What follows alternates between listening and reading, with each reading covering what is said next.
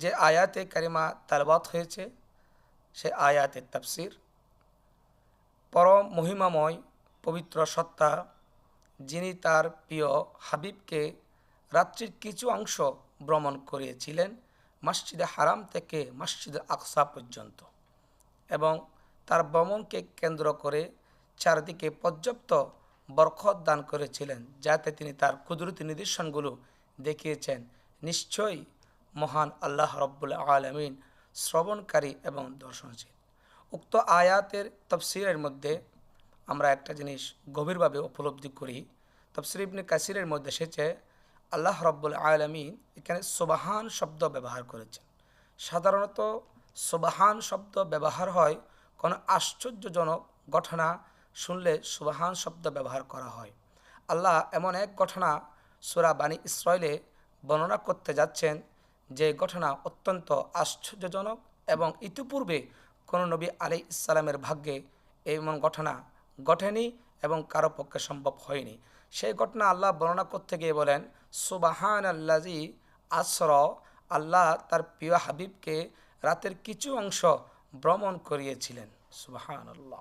এবং তার প্রিয় হাবিবকে আল্লাহ রব্বুল আলামিন ভ্রমণ করিয়েছিলেন মসজিদ হারাম থেকে মসজিদ আকসা পর্যন্ত, এবং প্রথম আসমান, দ্বিতীয় আসমান, তৃতীয় আসমান, এভাবে সপ্তম আসমান পর্যন্ত, সপ্তম আসমান থেকে লা মাকাম পর্যন্ত।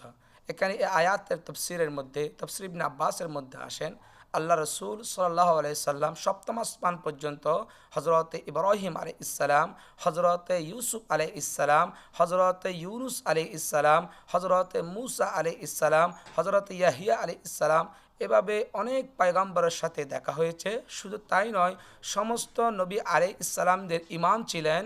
ইদা কানা কুনতু ইমামান নাবিয়্যিনা ওয়া খতিবাহুম, আল্লাহর হাবিব সাল্লাল্লাহু আলাইহি ওয়াসাল্লাম সমস্ত নবীদের খতিব ছিলেন, সমস্ত নবীদের ইমাম ছিলেন। সুবহানাল্লাহ। এবং আল্লাহর হাবিব সাল্লাল্লাহু আলাইহি ওয়াসাল্লাম জান্নাত জাহান্নাম দেখে খোদার সমস্ত বারাকনা হাওলাহু লিনুরিয়াহু মিন আয়াতিনা, আল্লাহর সমস্ত নিদর্শনকে দেখার পরে আল্লাহ রব্বুল হাওলাহু লিনুরিয়াহু মিন আয়াতিনা, আল্লাহ রসুলের এ আগমনকে কেন্দ্র করে আল্লাহ খোদার খোদাই পর্যন্ত সাজিয়েছেন।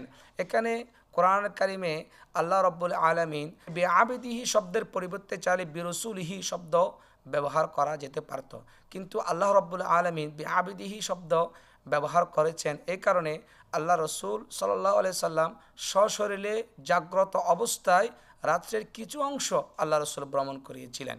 কেননা আব্দ